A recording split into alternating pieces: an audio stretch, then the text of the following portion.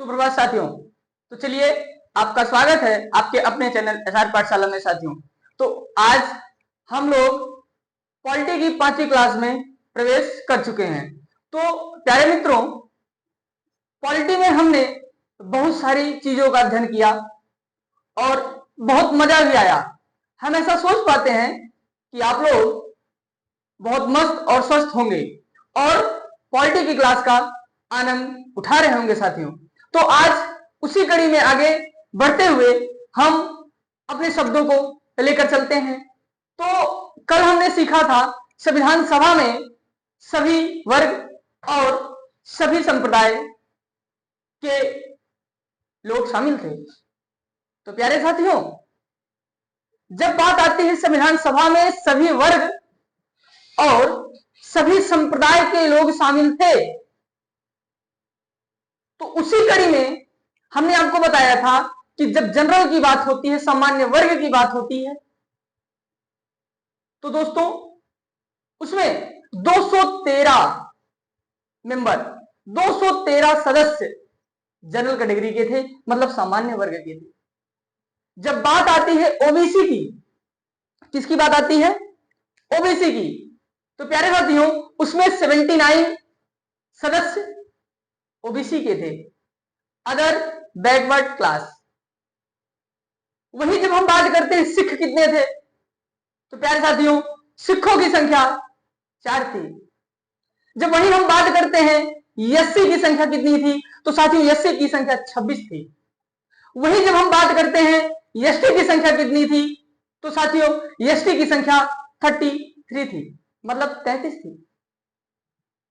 लेकिन जब उसी कड़ी में हम फिर से बात करना शुरू करते हैं कि महिलाओं की संख्या कितनी थी, इस पे गौर करने की बात है साथियों। तो महिलाओं की संख्या उस टाइम पर, उस समय पर संविधान सभा में जहां 389 सदस्यों का चुनाव होना था, वहां पर सन 1946 में भी 15 महिलाओं का चुनाव हुआ था। मतलब संविधान सभा में 15 महिलाएं चुनी गई थी साथियों।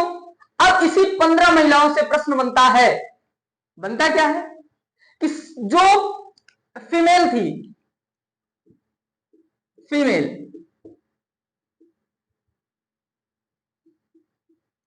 वो 15 थी।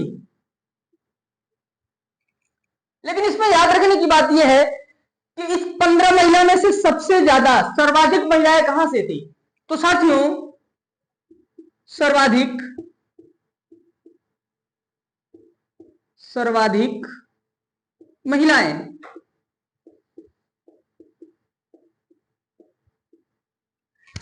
महिलाएं प्यारे मित्रों यूपी से थी। और कितनी थी? 5 थी। यूपी मतलब उत्तर प्रदेश से थी।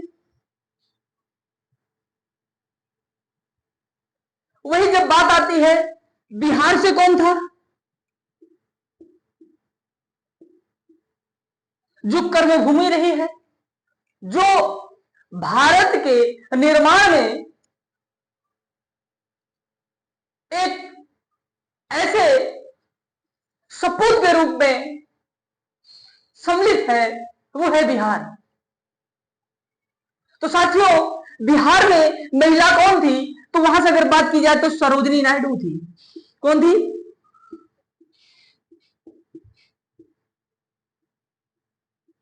सरोजिनी नायडू। जब बात आती बिहार से सरोजिनी नायडू थी। लेकिन फिर वही बात करें, फर्स्ट बैठक में कितनी महिलाएं थी? फर्स्ट बैठक में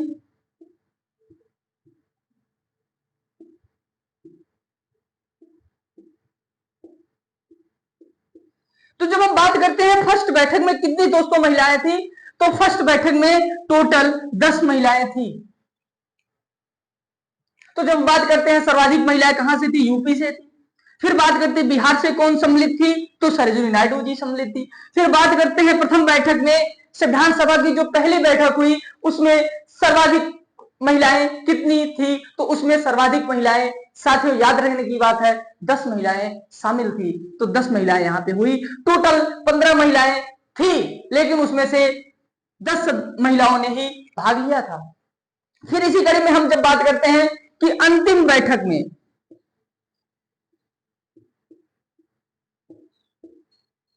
अंतिम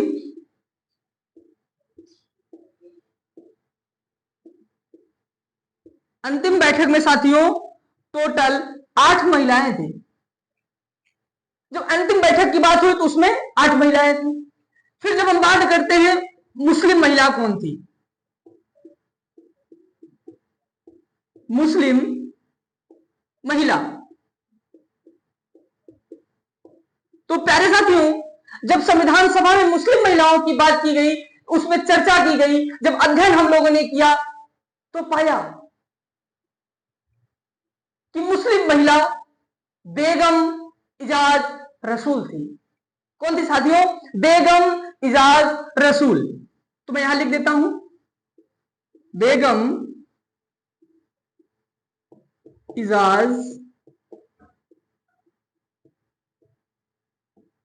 रसूल संविधान सभा की एकमात्र मुस्लिम महिला बेगम इजाज रसूल थी, जिन्होंने संविधान सभा में भाग लिया था।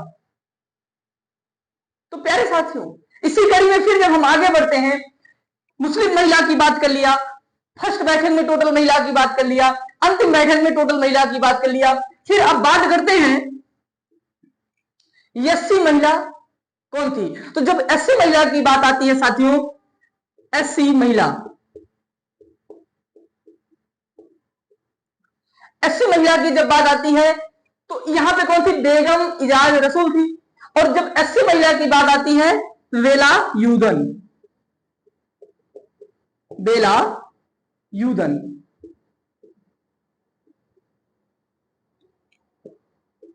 तो प्यारे साथियों एससी महिला बेला यूदन, मुस्लिम महिला बेगम इजाज रसूल। यहां तक फिर हमने जब देखा तो फिर हमको एक बात और याद आती है। क्या बात याद आती? कि जब महिलाओं के बारे में चर्चा की जा रही है तो हमने बहुत सारे अध्ययन किया, फिर याद आया कि देसी रियासत, देसी रियासत, जो देसी रियासत से महिला थी, जो अगर आप लोग को ये नहीं दिख रहा होगा तो मैं यहां लिख देता हूं,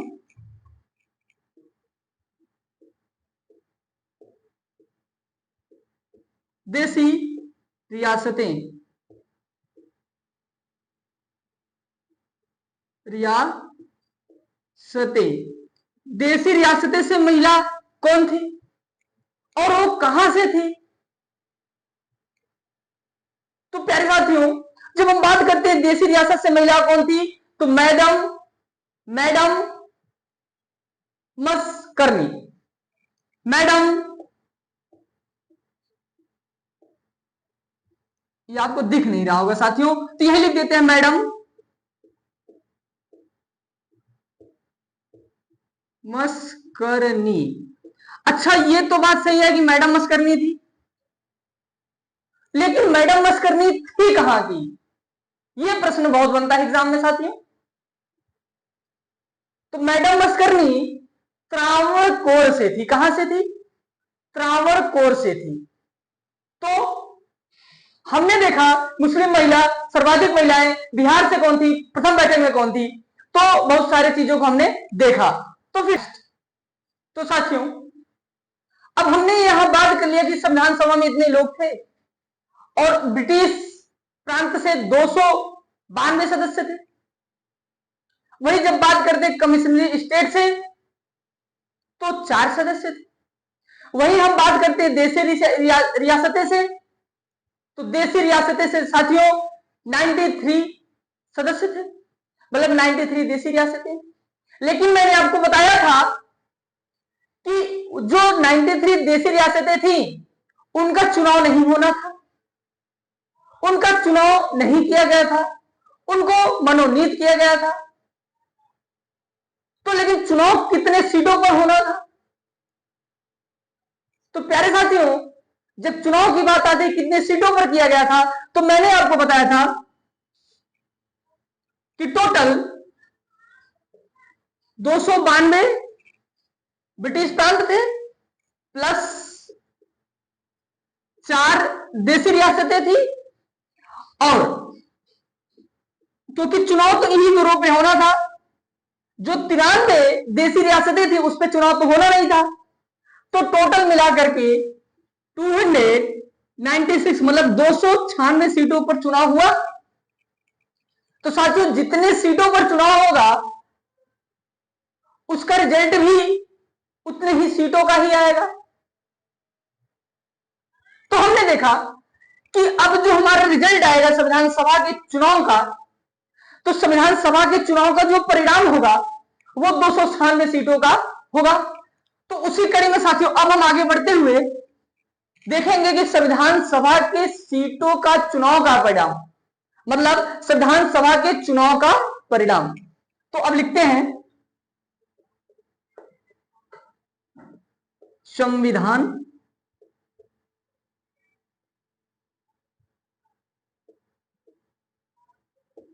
सभा के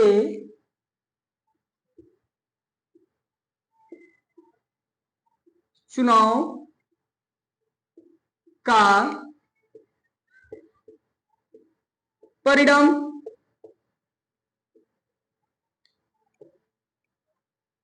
तो साथियों, जब हमने बात किया कि संविधान सभा के चुनाव का परिणाम, तो आपको पता है कि 296 सीटों पर चुनाव हुआ और उसका रिजल्ट 296 सीटों पर ही आना है।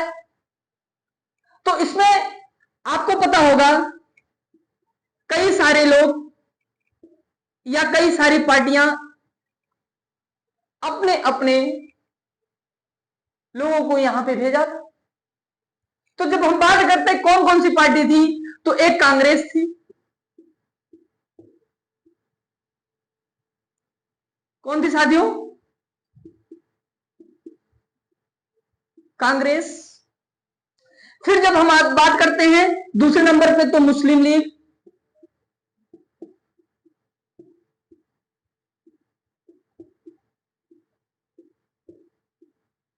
फिर जब हम बात करते हैं तीसरे नंबर की, तो अन्य छोटी छोटी पार्टियां, अन्य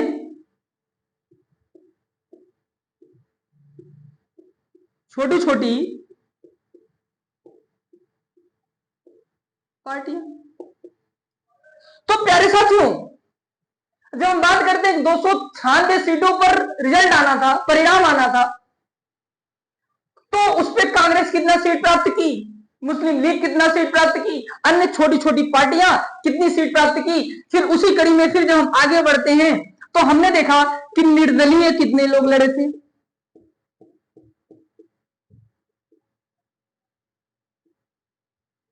निर्दलीय का मतलब जो किसी पार्टी से नहीं थे। तो प्यारे साथियों, जब कांग्रेस की बात आती है, तो ये 208 सीटों पर चुनाव को जीत गई। जब मुस्लिम लीग की बात आती है, तो ये टोटल 73 सीटों पर चुनाव जीतती है। फिर जब बात आती है निर्दलीय का, तो निर्दलीय टोटल 8 सीटों पर चुनाव जीतती है। यहां तक हमने सारी चीजों को देखा। लेकिन जब हम बात करते हैं अन्य छोटी छोटी पार्टियां, सिंगल सिंगल पार्टियां, अब सिंगल सिंगल पार्टी में जैसे कौन सी पार्टी थी, मैं आपको एक दो पार्टियों का नाम रिलेट अगर करा पाऊं तो, जैसे फॉर एग्जांपल इसमें कृष्ण क्रीजा पार्टी, जो कि 0 सीट प्राप्त की थी, मतलब इसके कोई भी सदस्य नहीं जीते थे। फिर वही बात आती है schedule federation caste. Schedule federation caste जो था, उसके एक सदस्य चुनाव जीते थे। मतलब संविधान सभा में शेड्यूल कास्ट फेडरेशन जो था, उसके एक सदस्य चुनाव में जीत करके संविधान सभा में भाग लिए थे। तो अगर यहां बात करते हैं अन्य जो छोटी छोटी पार्टियां थी, वो टोटल 7 सीटों पर चुनाव जीती थी। इसमें कई सारी पार्टियां थी। तो साथियों, जब कांग्रेस 208 सीटों पर चुनाव हुआ, जीती, मुस्लिम लीग 73 सीटों पर चुनाव जीत गई, अन्य छोटी छोटी पार्टियां 7 सीटों पर चुनाव जीत गई, निर्दलीय 8 सीटों पर चुनाव जीत गई। तो कहीं ना कहीं कंपेयर अगर किया जाए, उस समय खींचातानी की अगर बात की जाए, तो कांग्रेस पार्टी उस मुस्लिम लीग में खींचातानी बहुत तेजी के साथ चल रहा था। जैसा कि आपको पता है, यहां पे मुस्लिम लीग की जब हम बात करते हैं, यहां मुस्लिम लीग का एक बहुत बड़ा नेता जो था मोहम्मद अली जिन्ना था। जिन्ना इतना कुत्ता इंसान था जिसको कुत्ता शब्द से भी संबोधित करना कहीं गलत नहीं है। उसी की वजह से कई सारे दंगे हुए, उसी की वजह से हिंदू मुस्लिम भाईचारे में जो जुड़ाव था वो धागा टूटा। उसी की वजह से जब हम बात करते हैं अखंड भारत की, कहीं ना कहीं अखंड भारत के छोटे से हिस्से को अलग करने में वो सफल भी रहा, जो आगे चल के पाकिस्तान बना। तो साथियों, जब हम बात करते हैं मोहम्मद अली जिन्ना की, उसका एक बहुत बड़ा रोल रहा, उसका एक बहुत बड़ा रोल रहा भारत के विभाजन में। तो उस टाइम पे कई लोगों ने अपने अपने मत प्रसारित करना शुरू कर दिया, अपने अपने विचार प्रदर्शित करने शुरू कर दिए। तो साथियों, उसी कड़ी में जब हम बात करते हैं कि कई सारे लोगों ने अपने अपने शब्दों से संबोधित करना शुरू किया, तो उसमें एक ऐसे व्यक्तित्व की पहचान सामने आई जिसके एकमात्र लाइन से संविधान सभा का विभाजन हो गया। साथियों, तो वो शख्स कौन था, उसका नाम क्या था? तो साथियों, उसका नाम था ग्रेनविल ऑस्टिन। उन्होंने अपना एक लाइन संबोधित किया जिससे संविधान सभा का बंटवारा मतलब कि विभाजन हो गया। उन्होंने कहा, यह लाइन बहुत ही इंपॉर्टेंट है जो आपके एग्जाम में पूछी जाती है, और वो लाइन क्या है? उन्होंने कहा, संविधान सभा ही कांग्रेस है और कांग्रेस ही संविधान सभा है। मतलब संविधान सभा ही कांग्रेस है और कांग्रेस ही संविधान सभा है। मतलब जब कांग्रेस 208 सीटों पर चुनाव जीती, कितने सीटों पर? 208 सीटों पर, और मुस्लिम लीग 73 सीटों पर चुनाव जीती, तो ग्रेनविल ऑस्टिन ने अपने शब्दों से इसको संबोधित करने का प्रयास किया। तब उन्होंने कहा, कांग्रेस ही संविधान सभा है और संविधान सभा ही कांग्रेस है। मतलब जब 208 सदस्य कांग्रेस के जब संविधान सभा में बैठेंगे और 73 सदस्य मुस्लिम लीग के बैठेंगे, तो वहां पर सारी की सारी बात, सारे के सारे निर्णय, सारे के सारे पक्षपात किए जाएंगे और वो सारे निर्णय कांग्रेस के पक्ष में आएगा। ये साथियों ग्रेनविल ऑस्टिन का महज एक भ्रम था, लेकिन कहीं ना कहीं वो अपने ही भ्रम में लोगों को फंसा करके संविधान सभा को विभाजित करने में सफल रहा। तो प्यारे साथियों, अब बात आती है कि जब संविधान सभा का विभाजन हुआ, तो अब क्योंकि मैं आपको फिर से एक बार पुरानी बातों को रिलेट करा दूं कि टोटल 389 सीट थी, मतलब 389 सदस्यों का चुनाव करना था संविधान सभा के लिए। उसमें से मैंने आपको बता दिया था कि 93 जो सदस्य थे वो देशी रियासत से थे, उनका चुनाव नहीं होना था, उनको मनोनीत किया जाना था। फिर जब उसी कड़ी में फिर हम आगे बढ़ते हैं तो हम ये सीख पाते हैं कि जब 389 में से 93 को माइनस करेंगे तो 296 सीटें बचेंगी, शायद मैं सही हूं तो 296 सीटों पर चुनाव होना था। और इसी 296 में कई सारे लोग थे, कांग्रेस भी थी, मुस्लिम लीग भी थे, और फिर से मैं अगर आपको बताऊं निर्दलीय लोग थे,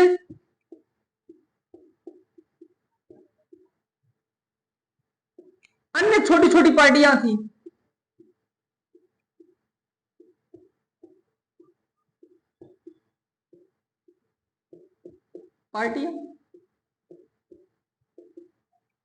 तो अन्य छोटी छोटी पार्टियां भी थी। तो साथियों, लेकिन टोटल जो संविधान सभा में सदस्य जाने वाले थे वो 389 थे। तो यहां तक तो हमने ये सीखा। अब बात करना है कि जब संविधान सभा का विभाजन हुआ तो भारत के संविधान सभा में टोटल कितने सदस्य पहुंचे? तो साथियों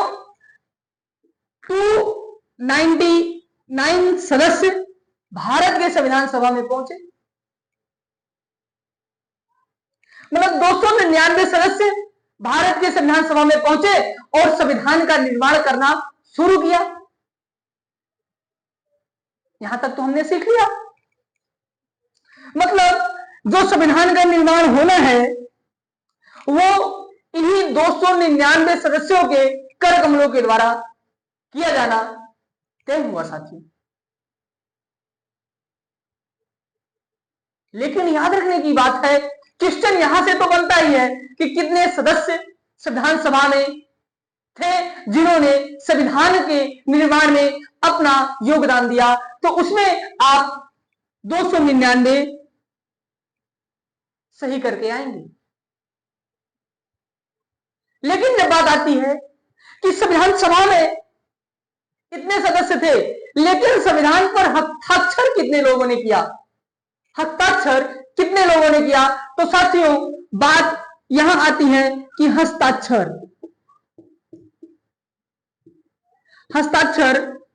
284 लोगों ने किया।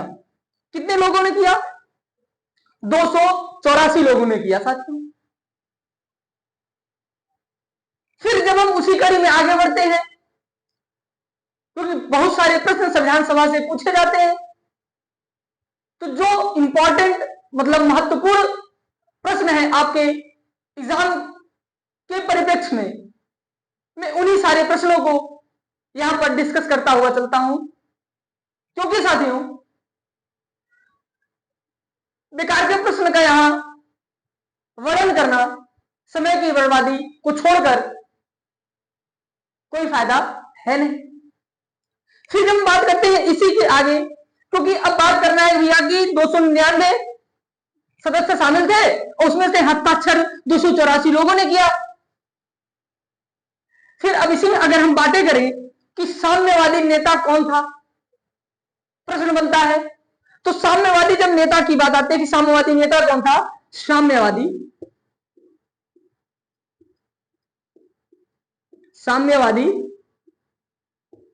नेता, तो साम्यवादी नेता कौन थे साथियों? तो सिर्फ साम्यवादी नेता की बात आती है तो सोमनाथ लाहिड़ी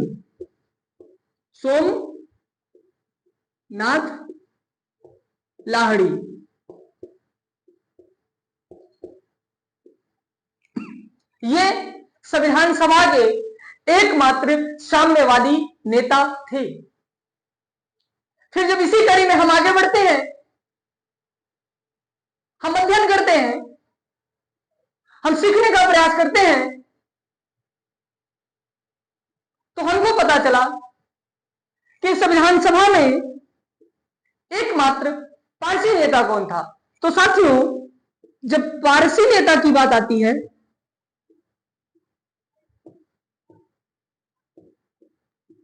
जब पारसी नेता के बारे में हम वर्णन करते हैं तो जानते हैं कि वो शख्स कौन था। तो वो शख्स पीएच मोदी थे। नरेंद्र मोदी नहीं साथियों, पीएच मोदी थे। यहां तक हमने सारी बातों को सीखा। लेकिन अब बात आती है कि संविधान सभा में सारे सदस्यों को उपस्थित होने का निमंत्रण किसने दिया? प्रश्न कई बार आपके एग्जाम में पूछा गया है कि संविधान सभा में इन सारे सदस्यों को, मतलब 299 सदस्यों को उपस्थित होने का न्योता अर्थात निमंत्रण किसने दिया, किसने सौंपा? तो जब हम निमंत्रण की बात करते हैं प्यारे भाइयों, निमंत्रण, तो इसमें एक प्यारा सा नाम निकलकर सामने आता है जिसको हम बोलते हैं HVR अयंगर।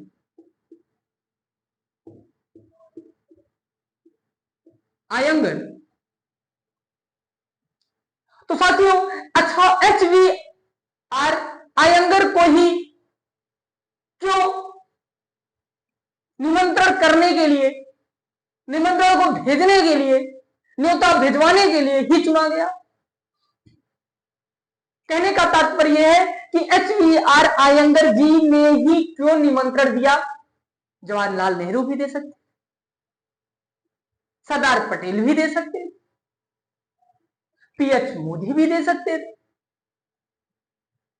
तो जब बात आती है कि घर का न्योता किसके नाम से जाता है, तो जो घर का बड़ा होता है, जो घर का मालिक होता है, जो घर का बुजुर्ग होता है, उसी के नाम से घर के, चाहे शादी के कार्ड हो, चाहे शादी घर के गृह प्रवेश की बात हो, तो जो निमंत्रण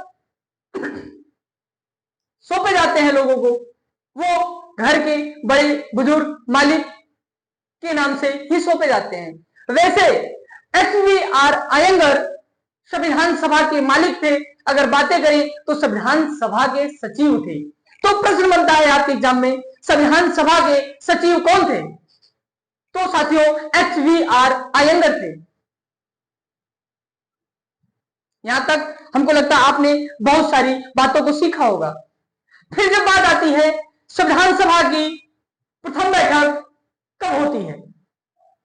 जब हम प्रथम बैठक की बात करते हैं, प्रथम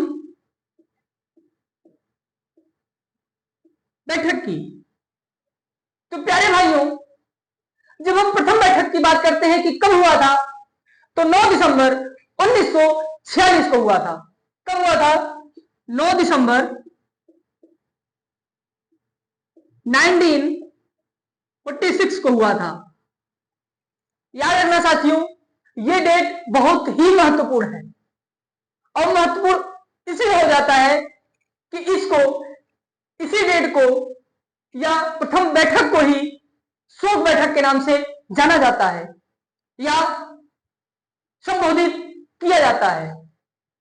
मतलब कि प्रथम बैठक को शोक बैठक के नाम से ही जाना जाता है। अच्छा, क्यों? क्योंकि प्रथम बैठक के ही दिन, मतलब 9 दिसंबर 1946 के ही दिन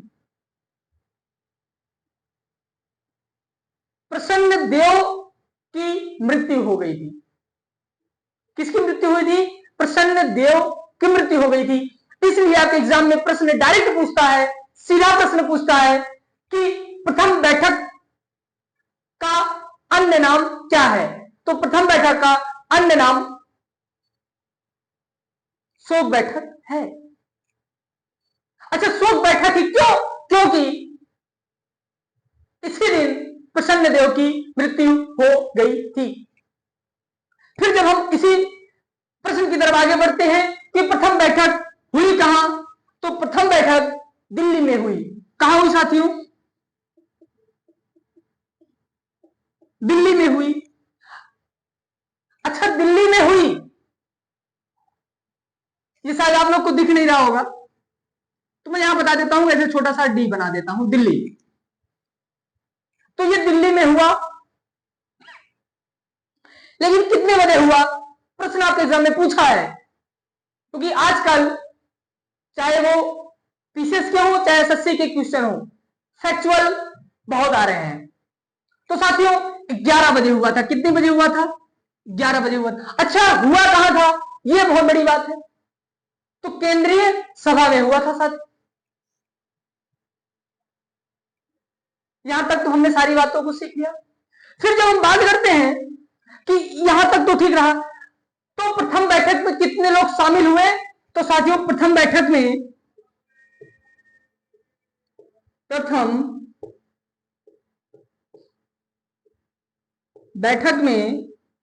कितने लोग शामिल हुए, तो प्रथम बैठक में कुल मिलाकर के 207 सदस्य शामिल हुए।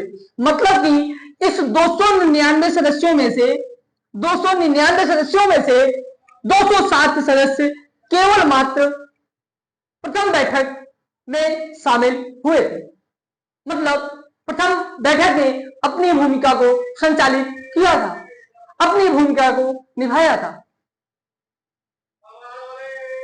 तो प्यारे साथियों, इसी कड़ी में फिर हम देखते हैं कि संविधान सभा का जो अस्थायी सदस्य था वो कौन था?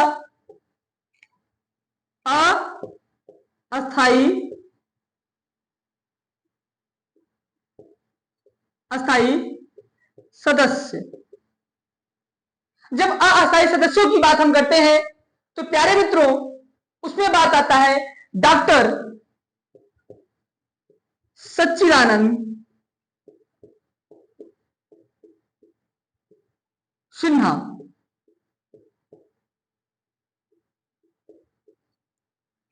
तो सारी बातों को हमने देखा, बहुत सारी चीजों को देखा। तो साथियों आज की क्लास हम यहीं पे रोकते हैं, अर्थात आज की क्लास को हम इसी कड़ी के साथ पूर्ण विराम देते हैं। और प्यारे भाइयों, अगर आपको ये क्लास अच्छी लगी हो तो आप लोग लाइक शेयर सब्सक्राइब जरूर करिएगा। मिलते हैं नेक्स्ट क्लास में, तब तक के लिए जय हिंद।